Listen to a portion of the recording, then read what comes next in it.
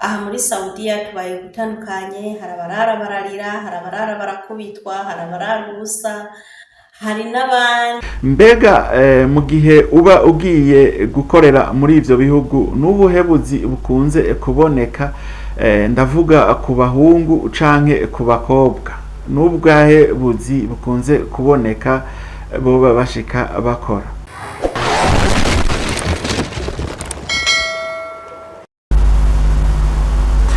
Bakunzi b'urubuga rwacu rwa YouTube Pisco Entertainment and Media, turabaramukije.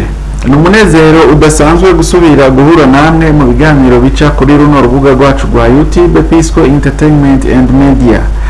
Nkuko bisanzwe psychologue nije ndabategurira ibiganiro bica kuri runo rubuga rwacu rwa YouTube, akaba ari na jewe ndanabibashikiriza. Rero uyu munsi muti waduteguriye ikiganiro kivuga kuki. Uyu munsi dufise umutumire adasanzwe, kuko uyu mutumire ibintu agomba atuyagire, agomba tuganirire ko by'uno munsi ni ibintu bidasanzwe kandi n'ibintu by'ingirakamaro. Umutumire wacu nawe si ubundi, ni umutumire yitwa Arita Muhoza.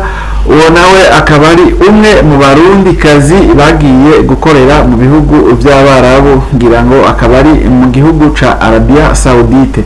Rero araza kutubwira byinshi bitandukanye vyerekeye ubuzima bw'abanyamahanga basanzwe barangurira imirimo muri ico gihugu ca Arabia Saudite.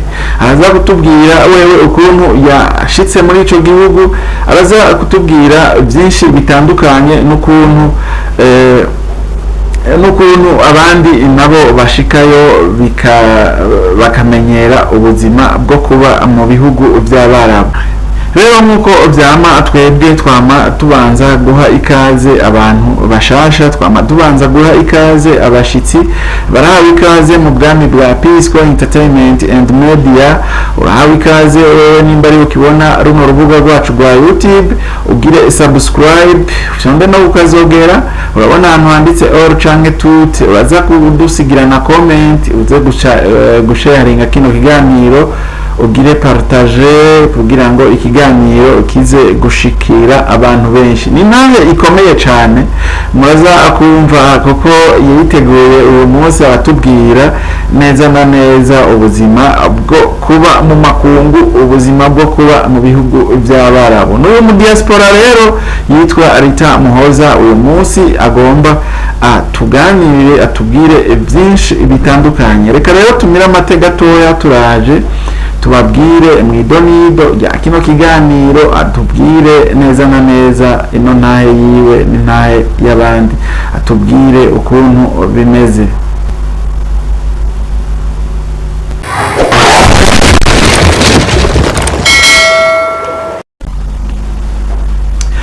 Turasubiye kubaramutsa, nsangwe ikaze mu idonido rya kino kiganiro. Nkuko nari impejeje kubibabwira, uyu munsi dufise umushitsi adasanzwe, umushitsi agomba aduhe témoignage ikomeye, atubwire neza na neza ubuzima bwo kuba mu makungu, ubuzima bwo kuba muna cane cane mu gihugu ca Arabia Saudite. Numwe mu bantu bamaze imyaka itari mike bakorera mu bihugu by'Abarabu. Rero aho murumva yuko azi ibintu bitari bike.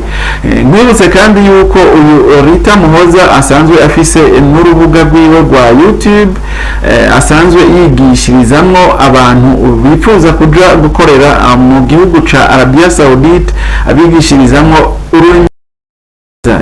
Iyo shene yiwe ikaba yitwa Twigishanye Media TV.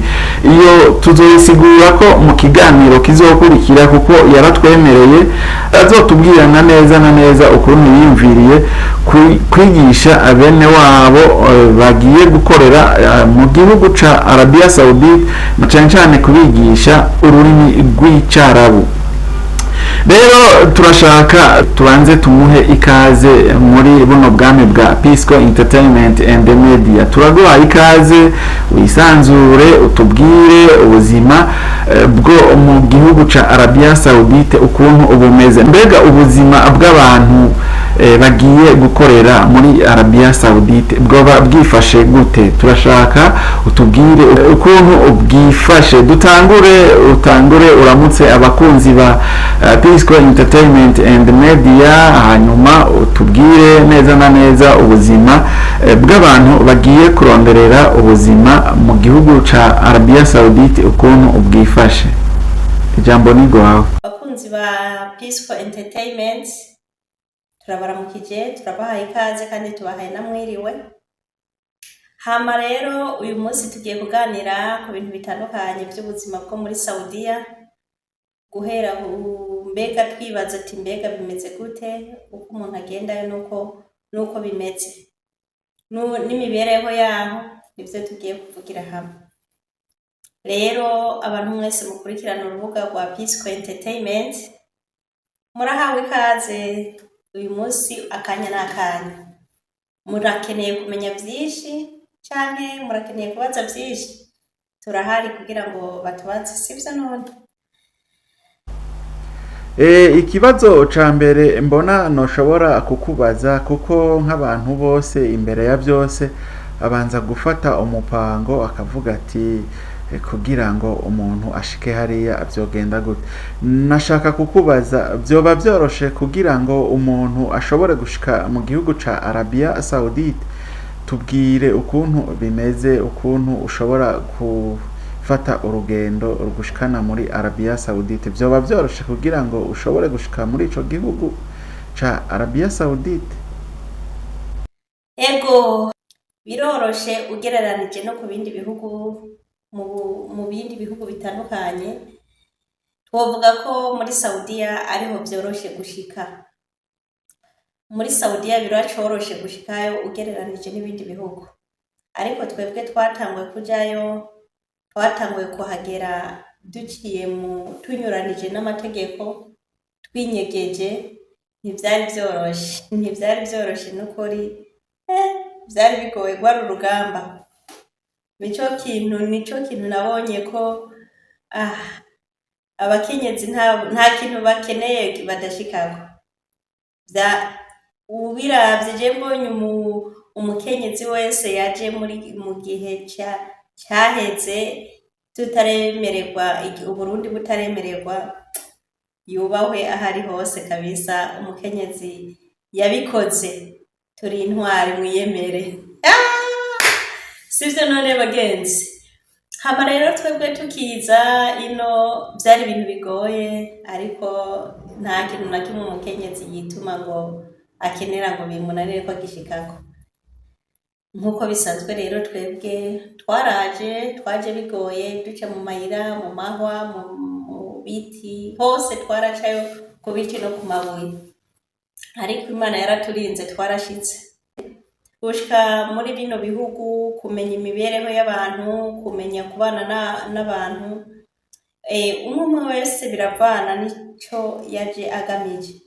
Mu ncamake dufate nk'akarorero nka jewe, ndi umuntu agiranira imimenyerano n'abantu n'ingoga. Nukuri iyo mpano ndayifise, kandi ndi umuntu ushobora gusuzuma umuntu ikibazo afise, nimba nkunda canke atankunda, nkabimenya ataranavuga. Rero kubw'ivyo je byaranyorohera kabisa, byaranyorohera, kuko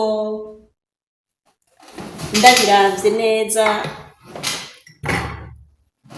narashoboye kubitahura nk'uko byari bikenewe. Rero ubuzima bwo gushika muri Saudiya dufatire kuri kino gihe,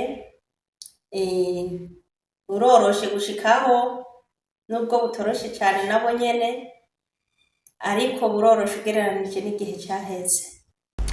Mu gihe washoboye gushika mu gihugu ca Arabia Saudite, mbega ubuzi bwaho bwoba bworoshe kuronka? Aho naho turashaka kuhamenya kugira ngo n'abariko baratwumvira bifuza kuja gukorera muri Arabia Saudite babimenye. Bwoba bworoshe kuronka ubuzi, kuronka akazi bigenda gute? Tubwire. Kuronka akazi, yego ni ibintu byoroshe, kuko nta mukozi ava mu gihugu atararonka uwamucaguye. nubwo hariho abakozi baba bavuye mu gihugu babacaguye ariko bashika ku ma ofisi ugasanga umubosi yarabihinduye, ariko benshi bava mu gihugu baracaguwe bararose abakoresha. Ni ukuvuga biroroshe nk'uko wari ubimbajije, biroroshe ko umuntu ava mu gihugu ashikira ku kazi, ico ni ikintu coroshe cyane. Rero gushikira ku kazi biroroshe, imibereho y'abantu uyiga bivanye n'umuryango. Sinovuga ngo jewe uko mbayeho ngo n'abandi niko babayeho, oya. Aha muri Saudiya tubaye gutandukanye, hari abarara bararira, hari abarara barakubitwa, hari abarara ubusa, hari n'abandi usanga twibereye mu mahoro turi mu munezero. Nka jewe ku ruhande rwanje vraiment ndamahoro, meze neza, nta ngorane. Nubwo muri kontra ya mbere ibibazo byarabayemwo, namaze imyaka 2 yose ata telefone mfise, ndataha mugabo ngira umuhigo tije nubwo biruko sinogenda rimwe ngo nemere ngo naraje, tijewe nkeneye kumenya yuko abantu mbega abantu bose bo muri Saudiya bameze kurya nabonye, ncangira umuhigo wo gutaha nongera ndagaruka. Rero je naraje ndamara imyaka 2 ya mbere ndayibayemwo mu buzima bugumye ariko bw'amakari, bw'uko hari ico nari nkeneye, navuga ni mbaya. Rero kubw'ico gihe narahabaye kandi namaze imyaka 2 ata telefone mfise. Telefone bayimpaye barashobora kuyimpa nka rimwe mu kwezi, ahandi naho bakambanira n'amezi 2 agahera. Ariko kubera jewe naje nshikira mu bintu nakora, arivyo nari nsanzwe nkora mu Burundi, nadandaza impuzu mu Burundi, nshashikira ahantu nje gukora, nshikira kudandaza impuzu. Nta stress vyantera kuko urumva naba ndahantu nguma ndiko ndavugana n'abakiriya, kandi je vyaciye bimpa kumenya inyifato y'abantu bino no kumenyera imyitwaro y'abantu bino, bimpa no kumenyera imvugo z'abantu bino, bimpa no kumenya ururimi n'ingoga. Rero jewe nubwo ata telefone nari mfise, nari umuntu stress imbere yabo nyene sometime naragera igihe ngashavura, ariko nabifata nk'umuntu nzi ico nagiye kurondera. Rero nubwo buzima kumenyera kubana n'abantu, je nari ndabishoboye, sinoja kuvuga ku bandi bantu kubera abandi bantu usanga bigoye, ariko ubundi bw'abantu bino nta muntu n'umwe yovuga ngo yarabamenyereye, oya. Abantu bo mu Abarabu imibano yabo ntabwo uvuga ngo warayimenyereye, kuko n'abantu naho woba mumaranye imyaka 2-4 baraguhinduka uzire gukora ikosa rimwe gusa. Kumenya ururimi navyo nyene bivana n'umuntu. Numva jenza gusanga ngo mavuga kuri jewe nyene, kuko ku bandi usanga ntobishobora, kuko abantu twese nitumeze co kimwe. Muri byose jewe nshize imbere ko ndabishaka canke ko ndabikeneye ndabishobora. Muri byose mvuze ati iki kintu ni mpaka nk'igisomwa cyo mu wakangahe, ni mu wa 3, igikere n'intuze n'igikona. Igikene cyaciye kirarika ibikona biri iyo bigomba kuja, ati ejo hari umuntu tuzosigana, ati mpaka nshitsi maka.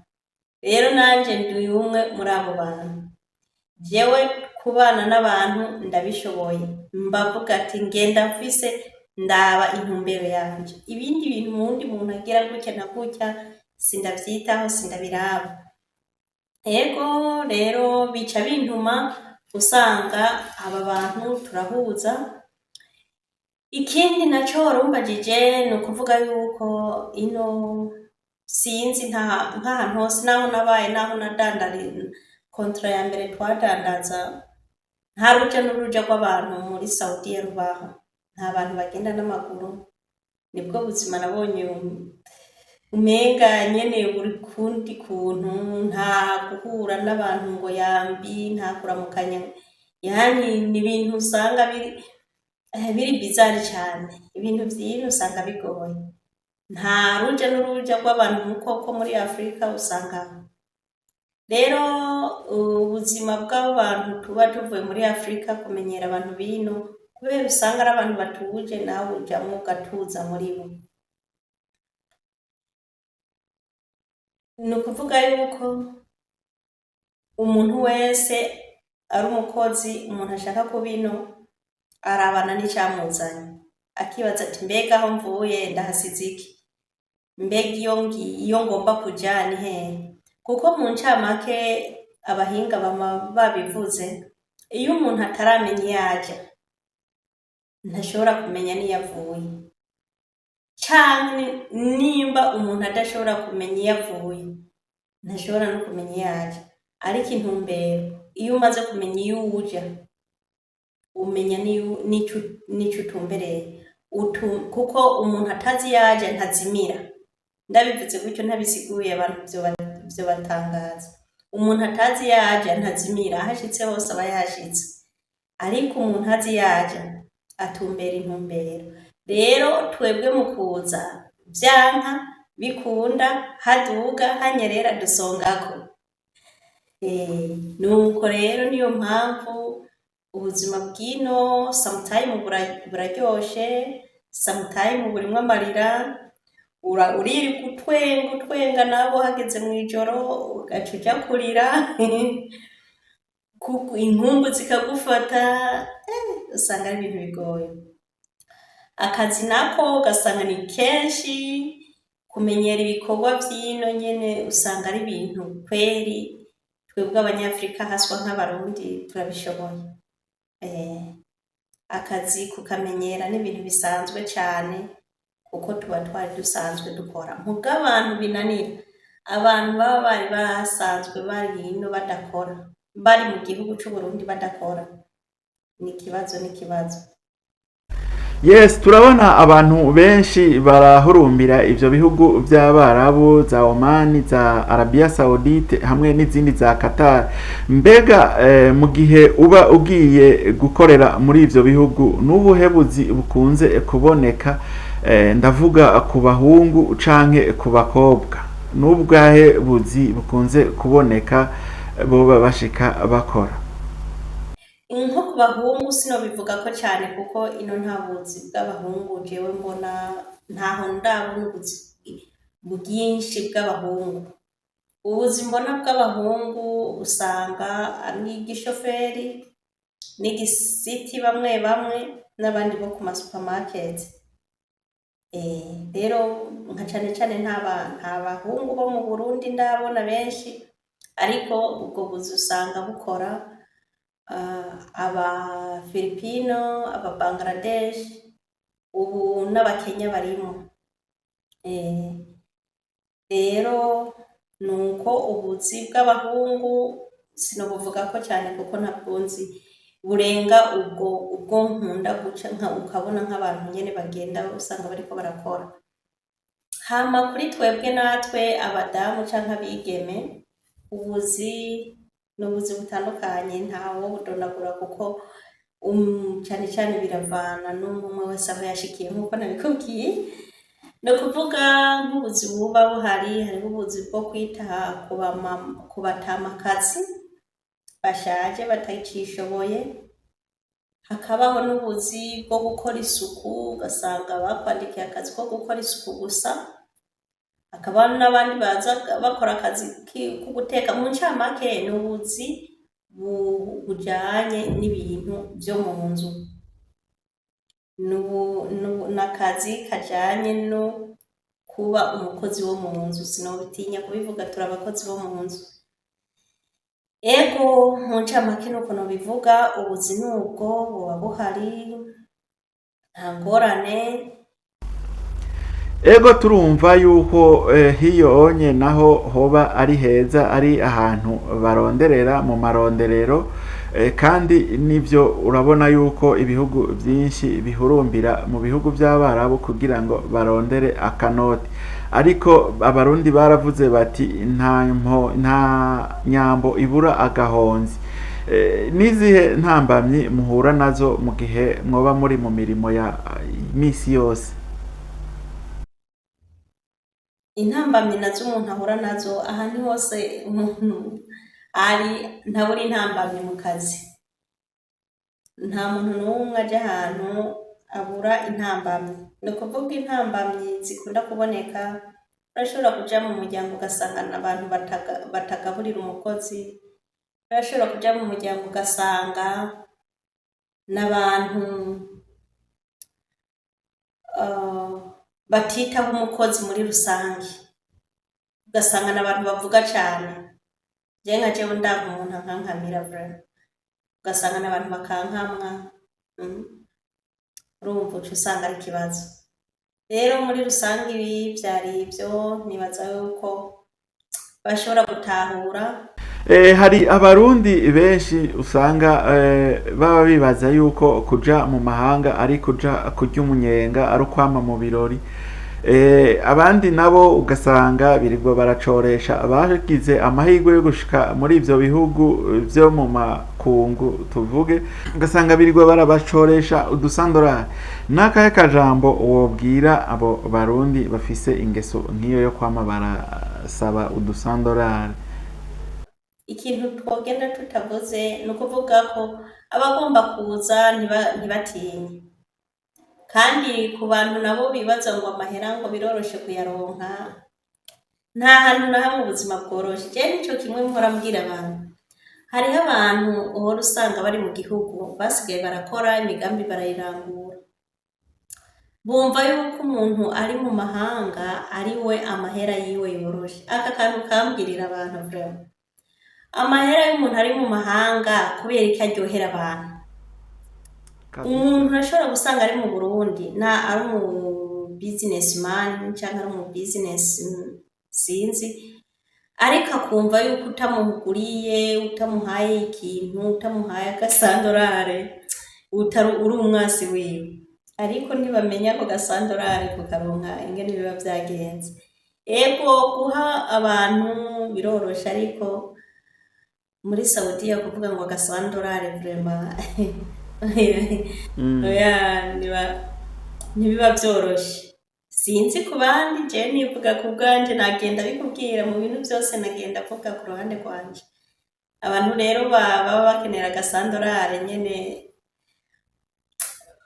ego kubaha turabaha canke tuzoza turabaha, ariko bamenye yuko ntibiba vyoroshe no kuri ndakora. Urakoze cyane Rita Muhoza kuri ibyo uhejeje kutubwira, kuri iyo ntahe niniya uhejeje kutubwira. Ariko imbere yuko turangiza ndashaka kukubaza n'akahe kajambo kanyuma wobwira abifuza kuja gukorera muri Arabia Saudite canke bifuza kuja no gukorera mu bindi bihugu, niki imbere yuko bajayo bobanza gukora? Akantu kanyuma twogenda tutavuze no kubabwira ko abagomba kuza batoshika intege, ni ugupambana kugira ngo buri muntu wese ashike ku ntumbero. Hari ico yanka, hari n'ico akunda. Ivyo rero ibibangamye urabibamwo, kandi n'abakera baravuze ati